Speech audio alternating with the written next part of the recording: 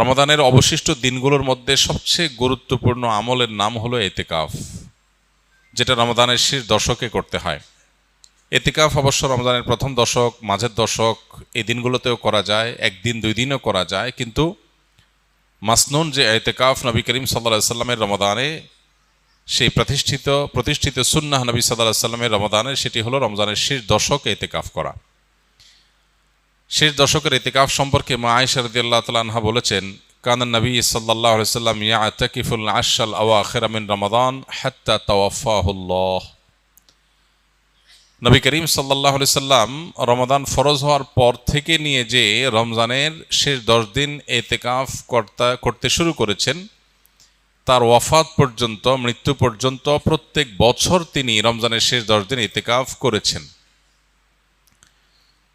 এবং আবু হুরায়রা রাদিয়াল্লাহু তাআলা আনহু বর্ণিত আরেকটি হাদিস থেকে আমরা জানতে পারি যে নবী সাল্লাল্লাহু আলাইহি সাল্লাম তার জীবনে প্রত্যেক বছর রমজানের শেষ 10 দিন এতেকাফ করেছেন, আর জীবনের সর্বশেষ রমজান যেটি ছিল, সেই রমাদানে তিনি 20 দিন এতেকাফ করেছেন।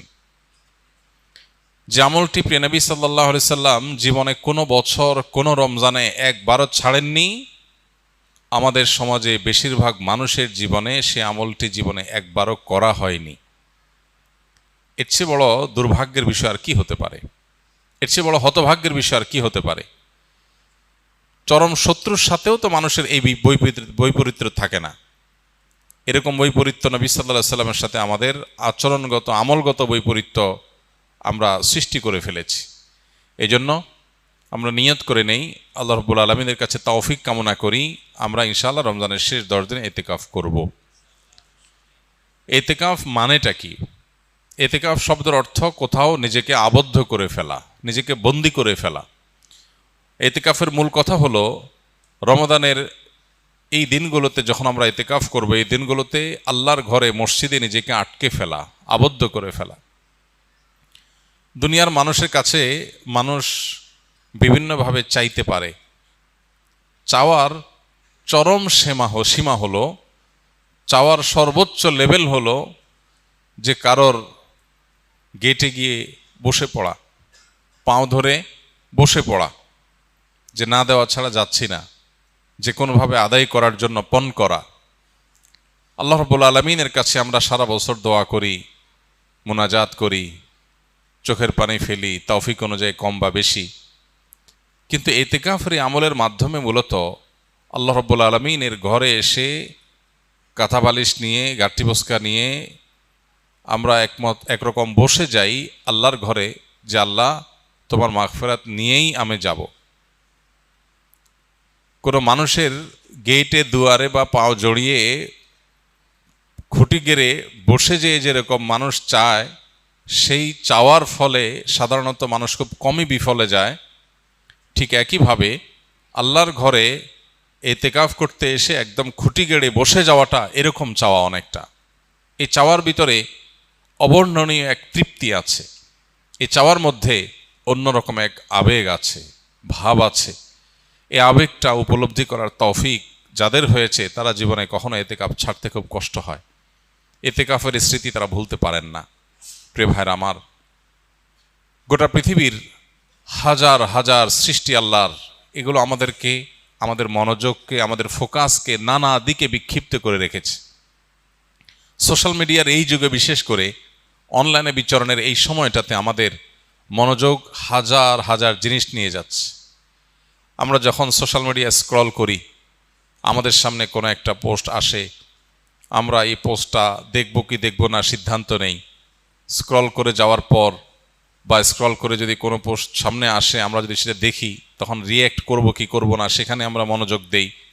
কোনো পোস্ট আমাদের হাসি উদ্রেক করে, কোনোটা আমাদের কান্না পাইয়ে দেয়, কোনোটা দেখে আমাদের হয়তো বিরক্ত লাগে, কোনোটা দেখে আমাদের ভালো লাগে।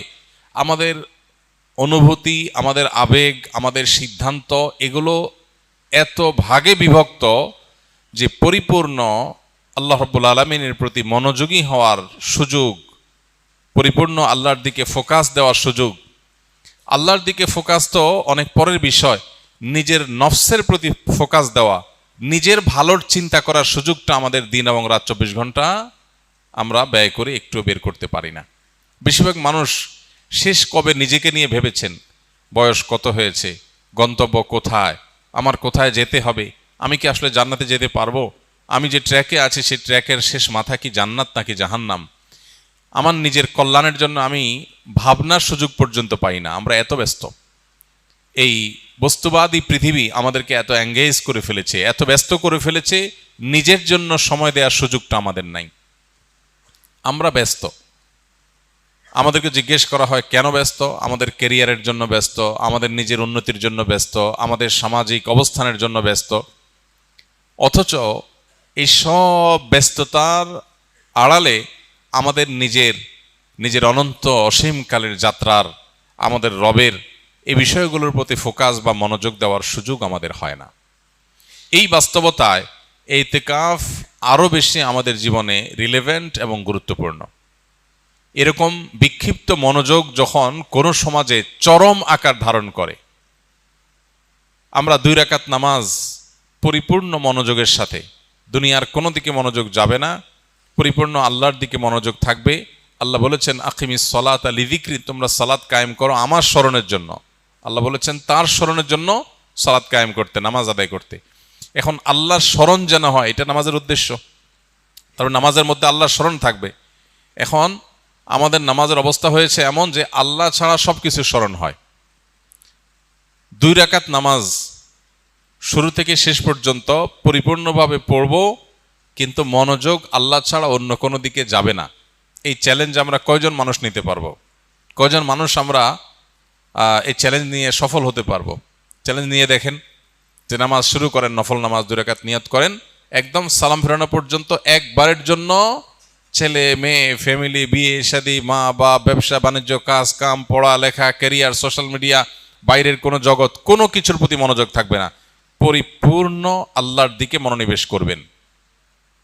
এরকম 2 রাকাত নামাজ পড়া সহজ না কঠিন দেখেন চিন্তা করে, প্রিয় ভাইরা আমার। অথচ আমাদের দিনে কতগুলো রাকাত নামাজ পড়া লাগে, সেখানে 2 রাকাত নামাজেও আমরা এই মনোযোগ দিতে পারি নাই।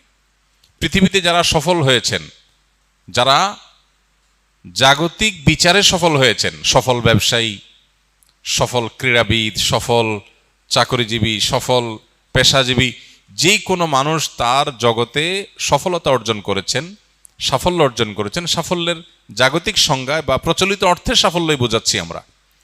এই মানুষগুলোর জীবনী, এই মানুষগুলোর লাইফস্টাইল, এই মানুষগুলোর যে সারা জীবনের অভ্যাস, এগুলোকে নিবিড়ভাবে পর্যবেক্ষণ করার পর অনেক গবেষকদের দাবি হলো সেই সব মানুষরাই জীবনে সবচেয়ে বেশি সফল হয়েছে যাদের জীবনে ডিপ আওয়ারের পরিমাণ, পূর্ণ মনোযোগের সাথে কাজ করার পরিমাণ যত বেশি, তাদের জীবনে সাকসেসের রেশিও তত বেশি।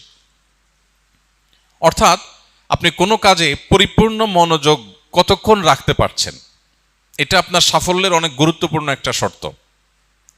যে একটা কাজ করতে গিয়ে 5টা কথা মনে আসে, একদিকে চলে গেলে আরেক দিকে তার মাথা চলে যায়, তার জন্য সাফল্য খুব কঠিন। যে কোনো কাজ করার জন্য পরিপূর্ণ মনোযোগ দিয়ে করে, জগতে যাই হোক সে তার কাজ থেকে সরে না। আপনারা যা স্কিলে ভর্তি হয়েছেন, প্রশিক্ষণ নিচ্ছেন, যে প্রশিক্ষণ পরিপূর্ণ মনোযোগের সাথে নিচ্ছে, ক্লাসে পূর্ণ মনোযোগ দিচ্ছে, সিস্টেম পরিপূর্ণ মানছে, এই মুহূর্তে সে প্রশিক্ষণ নিতে আসছে, অন্য জগতে সে যেতে চায় না, পূর্ণ মনোযোগ দিতে পারে, সে তত বেশি সাকসেস হয়। যারা স্কিল থেকে ট্রেনিং শেষ করে এখন বিভিন্ন জায়গায় জবে আছেন, যে ব্যক্তি তার জবের দিকে যত বেশি মনোযোগ দিবে, যত বেশি ফোকাস দিবে, তার কাজটাই সবচেয়ে গুরুত্ব পাবে। অন্য দিক থেকে মনোযোগ সরিয়ে এদিকে যত বেশি মনোযোগ ইনভেস্ট করতে পারবে, সে চাকরিজীবী হিসাবে তার ওই কাজের জগতে তত বেশি সাকসেস হবে। আর যার মনোযোগ যত কম থাকবে, তার সাকসেসের পরিমাণ তত কম হবে। এই মনোযোগ এখন নষ্ট হওয়ার মতো হাজার হাজার ডোপামিন, হাজার হাজার মনোযোগ বিনষ্টকারী ডোপামিন আজ চতুর্দিকে ছড়িয়ে ছিটিয়ে দেওয়া হয়েছে। স্পিরিচুয়ালি